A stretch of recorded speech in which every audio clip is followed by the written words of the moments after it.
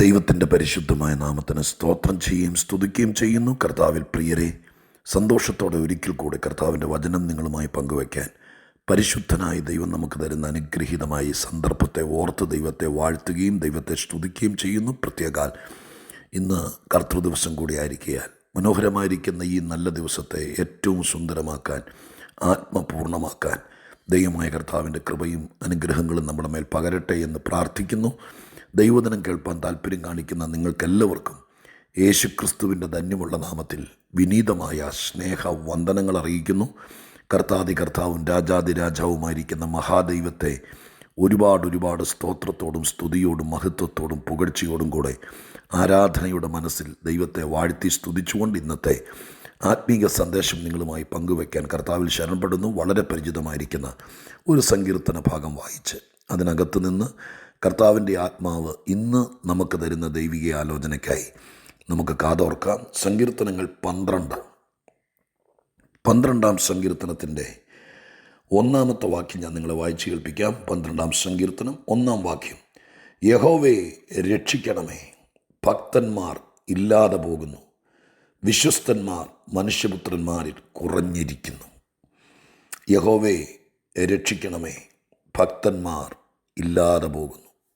ഈ സങ്കീർത്തനം തീരുന്നത് ദുഷ്ടന്മാർ എല്ലായിടവും സഞ്ചരിക്കുന്നു എന്ന് പറഞ്ഞുകൊണ്ടാണ്. മനുഷ്യപുത്രന്മാരുടെ ഇടയിൽ വഷളത്വം പ്രബലപ്പെടുമ്പോൾ ദുഷ്ടന്മാർ എല്ലായിടവും സഞ്ചരിക്കുന്നു. തുടങ്ങുന്നത് ഭക്തന്മാർ ഇല്ലാതെ പോകുന്നു എന്ന് പറഞ്ഞുകൊണ്ടും തീരുന്നത് ദുഷ്ടന്മാർ എല്ലായിടവും സഞ്ചരിക്കുന്നു എന്ന് പറഞ്ഞുകൊണ്ടും നമുക്ക് ഈ രണ്ട് വാക്യങ്ങളെ ചേർത്ത് ഇങ്ങനെ ക്രോഡീകരിക്കാം. ഏത് കാലഘട്ടത്തിൽ, എവിടെ, ഏത് ദേശത്ത് ഭക്തന്മാർ കുറയുന്നു, അപ്പോഴെല്ലാം ദുഷ്ടന്മാർ സഞ്ചരിക്കാൻ തുടങ്ങും. അവരുടെ വ്യാപനവും വ്യാപാരവും പ്രവൃത്തിയും അതിശക്തമാകും.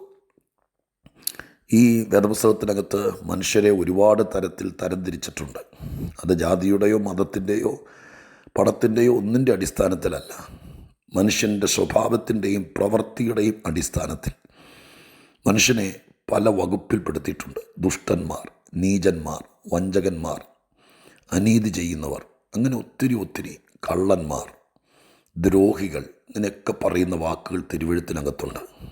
ഇവരൊക്കെ എല്ലാ കാലത്തും മനുഷ്യവർഗം ഈ ലോകത്തിലുള്ളിടത്തോളം കാലം പരസ്പരം ഉപദ്രവിക്കാനും കളിയാക്കാനും നിന്ദിക്കാനും വിരുത് തെറ്റിക്കാനും വിഷമിപ്പിക്കാനും ഒതുക്കിക്കളയാനും ഇല്ലാതാക്കാനുമൊക്കെ ഈ മനുഷ്യരെ ദുഷ്ടശക്തികൾ, മനുഷ്യരെപ്പോഴും തന്നിൽ തന്നെ നല്ലവനാണ്. ദൈവത്തിൻ്റെ സൃഷ്ടിയുടെ ഏറ്റവും സൃഷ്ടിയാണ് മനുഷ്യൻ.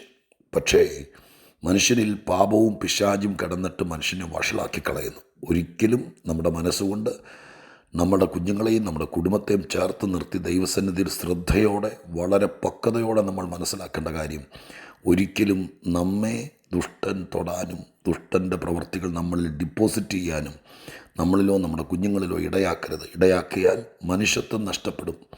നമ്മളെയും ഈ പറയപ്പെട്ട ദുഷ്ടന്മാരുടെയും കള്ളന്മാരുടെയും നീചന്മാരുടെയും അവിശ്വാസികളുടെയും ഗണത്തിൽ അകപ്പെടുത്തേണ്ടി വരും.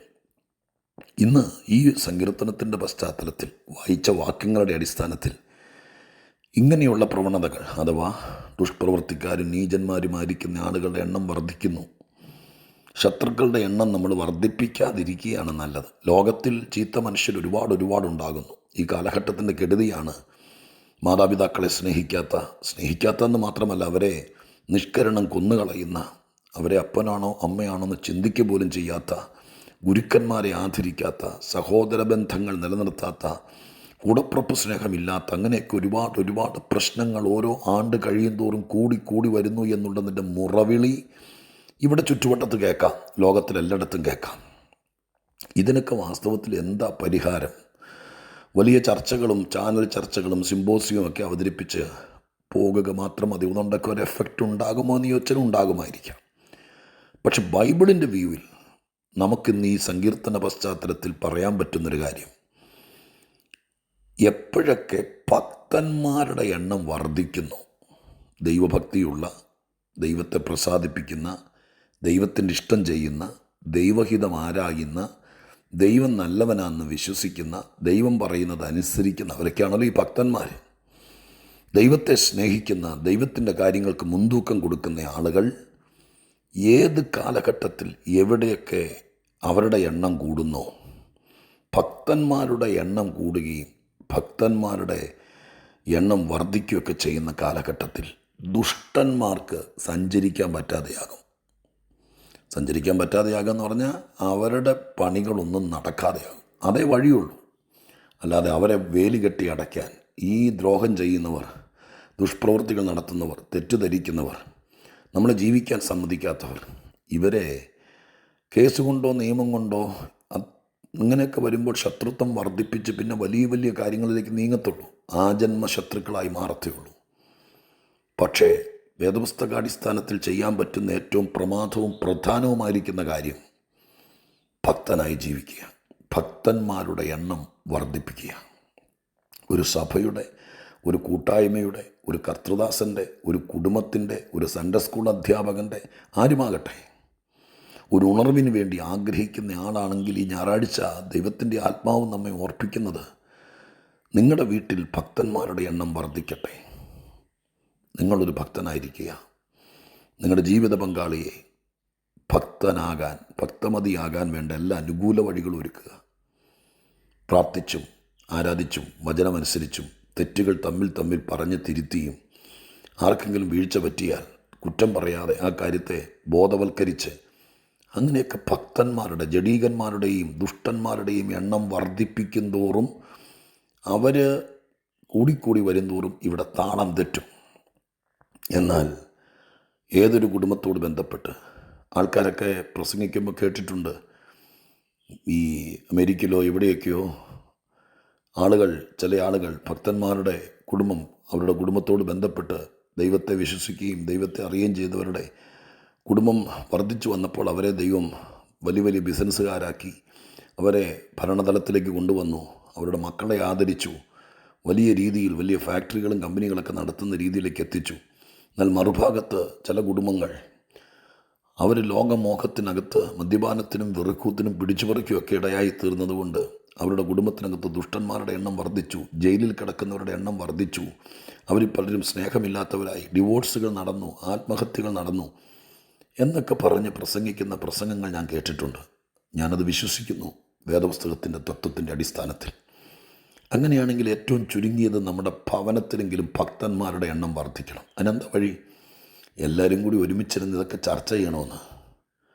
പ്രാർത്ഥിക്കുക മാത്രമല്ല, ഇതൊക്കെ ഇപ്പം ഞാൻ ഈ പറയുന്ന കാര്യം തന്നെ എല്ലാവരും കൂടി ഈ സന്ധ്യയിലിരുന്ന്, നിങ്ങളുടെ വീട്ടിൽ 6 പേരുണ്ട്, അപ്പൻ, അമ്മ, 2 മക്കൾ, 2 മരുമക്കൾ, കൊച്ചുമക്കൾ, എല്ലാവരും കൂടി ഒരു 5-10 പേരുണ്ടെന്നിരിക്കട്ടെ, ചേട്ടനും അനിയനും ഒക്കെ ഉണ്ടെങ്കിൽ എല്ലാവരും കൂടി ഒരു ദിവസം, അപ്പച്ചൻ ജീവിച്ചിരിക്കുന്നെങ്കിൽ അപ്പച്ചൻ്റെ 4 മക്കൾ, അവരുടെ 4 മരുമക്കൾ, അവരുടെ 25-28 വയസ്സ് പ്രായമുള്ള അപ്പച്ചൻ്റെ കൊച്ചുമക്കൾ, അങ്ങനെയുള്ള എല്ലാവരും കൂടി ചേർന്ന് ഒരു 10-20 പേര് ഒരുമിച്ചൊരു ദിവസം അപ്പച്ചൻ വിളിച്ചു കൂട്ടട്ടെ.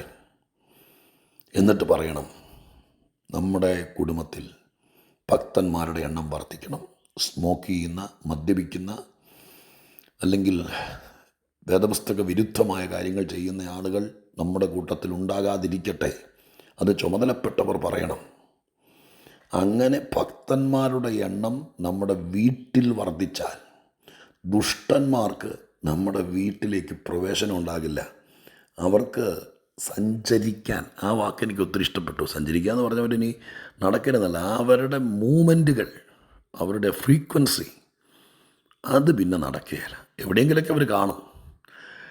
നമ്മുടെ ശരീരത്തിൽ നമുക്കറിയാലോ, രക്തത്തിൻ്റെ അളവ് കുറയുമ്പോൾ HB അല്ലേ, അതിനകത്തൊക്കെ കുറേ പ്ലേറ്റ്ലെറ്റ് എന്നൊക്കെ പറയുന്ന കുറേ ഘടകങ്ങളില്ലേ, അത് കുറയുമ്പോൾ മനുഷ്യൻ തളരുന്നു, മരിക്കുന്നു, ക്ഷീണിക്കുന്നു, ഇല്ലാതാകുന്നു. ഇത് കൂട്ടുവാണെങ്കിൽ മാത്രമേ നിലനിൽപ്പുള്ളൂ. അതാണ് ശരീരഘടനയുടെ തത്വശാസ്ത്രം. ഇത് തന്നെയാണ് ആത്മീയത്തിലും. ഭക്തന്മാരുടെ എണ്ണം വർദ്ധിക്കുമ്പോൾ ദുഷ്ടന്മാർക്ക് പ്രവർത്തിക്കാൻ കഴിയാതെയാകും. നമ്മുടെ ശരീരത്തിലെ രക്താണുക്കൾ, നല്ല അണുക്കൾ വർദ്ധിച്ചാൽ, അവർ വിളിച്ച് പോരാടി നിന്നാൽ രോഗാണുക്കൾക്കും ചീത്ത അണുക്കൾക്കും നമ്മുടെ ശരീരത്തിനകത്ത് ഫ്രീക്വൻസി നഷ്ടപ്പെടും. ചലിക്കാൻ പറ്റാതെയാവും, ഓടി നടന്ന് പോരാടാൻ പറ്റാതെയാവും. അതാണല്ലോ വൈദ്യശാസ്ത്രത്തോട് ബന്ധപ്പെട്ട് തന്നെ കേൾക്കുന്ന ഒരുപാട് പേരുണ്ടല്ലോ. അതാണല്ലോ എൻ്റെ തത്വം. അതുതന്നെ 12-ാം സങ്കീർത്തനത്തിൻ്റെ പശ്ചാത്തലത്തിലും ചിന്തിക്കണം. ഏത് വിധത്തിലും ശത്രുക്കളുടെ എണ്ണം വർദ്ധിപ്പിക്കുക, അല്ലെങ്കിൽ ജഡീകന്മാരുടെ എണ്ണം വർദ്ധിപ്പിക്കുക, വഴക്കും കോപവുമായിട്ട് ഒരുതരം ചതഞ്ഞ ആത്മീകം നയിക്കുന്നവരുടെ എണ്ണം വർദ്ധിപ്പിക്കുക എന്ന പരിപാടി നമ്മൾ തുടരുകയാണെങ്കിൽ നമുക്ക് നിലനിൽപ്പില്ലാതെയാകും. നമ്മൾ ചിലരെ ചേർത്ത് പിടിക്കണം. വളർന്നു വരുന്ന കുഞ്ഞുങ്ങളെ കൂട്ടുപിടിക്കണം. അവരോട് പറയണം, മോനെ, ഞാൻ നിന്നെ ആഴ്ചയിൽ ഒരിക്കൽ വിളിക്കാം, ഞാൻ നിന്നെ ആരാക്കാം, ഭക്തനാക്കാം. അങ്ങനെയൊന്ന് പറയാമോ? അങ്ങനെയൊന്ന് പറയാമോ? മോനെ, ഞാൻ ആഴ്ചയിൽ ഒരിക്കൽ നിന്നെ കാണാൻ വരാം, നമുക്കൊരുമിച്ച് ആഴ്ചയിൽ ഒരിക്കൽ അല്പം നേരം ഇരുന്ന് പ്രാർത്ഥിക്കാം. നിന്നെ കെട്ടുപൊട്ടിക്കാൻ, ബന്ധനടിക്കാൻ എന്നല്ല, ഞാൻ നിന്നെ ഭക്തനാക്കാം. നിങ്ങളെക്കൊണ്ട് പറ്റുമോ? ചിലരെ ഭക്തനാക്കിയിട്ട് ഈ രാജ്യം വിട്ടുപോകാൻ, ഈ ലോകം വിട്ടുപോകാൻ? നമുക്ക് ചിലരെ ഭക്തരാക്കാം. ഭക്തന്മാരുടെ എണ്ണം വർദ്ധിച്ചാൽ ദുഷ്ടന്മാരുടെ ഓട്ടം കുറയും. അതാ നല്ലത്, രാജ്യത്തിനും കുടുംബത്തിനും നാടിനും നാട്ടുകാർക്കും സഭയ്ക്കുമെല്ലാം. നമുക്കത് ശ്രദ്ധിക്കാം. വേണമെങ്കിൽ ഒന്നോടെ ഈ സന്ദേശം ഇരുത്തി കേട്ടോ. എന്നിട്ട് ചെറിയ സെൽ മീറ്റിങ്ങുകളും ഗ്രൂപ്പ് പ്രാർത്ഥനകളൊക്കെ സംഘടിപ്പിച്ചു. സഹോദരിമാർ 2-3 പേർ തമ്മിൽ ചുമ്മാ നമുക്കൊരു പ്രാർത്ഥന തുടങ്ങാമെന്നല്ല, തമ്മിൽ പറയണം, ഞാൻ നിന്നെ ഭക്തനാക്കാം, ഭക്തമതിയാക്കാം. നമുക്ക് തമ്മിൽ പറയാം. ചീത്തത്തരം പൊട്ടച്ചലൊക്കെ മാറ്റാം. എന്നിലൊരു പോരായ്മ വന്നാൽ നീ അപ്പം പറയണം. എൻ്റെ ഭാഗത്തൊരു വീഴ്ച വന്നാൽ നീ അവിടെ എവിടെയും പറയരുത്, എന്നോട് പറയണം, എന്നെ തിരുത്തണം. എനിക്ക് ഭക്തനാകണം, എനിക്ക് ദൈവത്തെ പ്രസാദിപ്പിക്കണം. നമുക്കങ്ങനെ ഒരു കൂട്ടത്തെ വാർത്തെടുക്കാം. അപ്പോൾ ദുഷ്ടന്മാരുടെ സഞ്ചാരം നിൽക്കും. പ്രാർത്ഥിക്കട്ടെ. പരിശുദ്ധ ദൈവമേ, ഞങ്ങളുടെ സ്വർഗീയ പിതാവേ, ഈ സങ്കീർത്തന പശ്ചാത്തലത്തിൽ ഞങ്ങളോട് ഇടപെട്ട ദൈവത്തിൻ്റെ വാക്കിനും വചനത്തിനുമായി നന്ദി. ശ്രമിച്ചാൽ ഭക്തന്മാരുടെ എണ്ണം വർദ്ധിക്കുമെന്ന് ഞങ്ങൾ മനസ്സിലാക്കുന്നു. അങ്ങനെയെങ്കിൽ ദുഷ്ടന്മാരുടെ ഓട്ടം കുറയുമെന്ന് ഞങ്ങൾ തിരിച്ചറിയുന്നു. ദൈവം അത് ചെയ്തിരിക്കാൻ സ്തോത്രം. അങ്ങനെ തന്നെ സംഭവിക്കട്ടെ. അതിന് ചിലരും മുതിരട്ടെ. ഞങ്ങളുടെ കുടുംബങ്ങൾ ഭക്തന്മാരെ കൊണ്ട് നിറയട്ടെ. ഞങ്ങളുടെ കൂട്ടായ്മയിൽ ആളുകൾ ഒത്തിരി വരുന്നെന്നല്ല, ഭക്തന്മാർ വരട്ടെ. സഭകൾ ഭക്തന്മാരെ വാർത്തെടുക്കട്ടെ.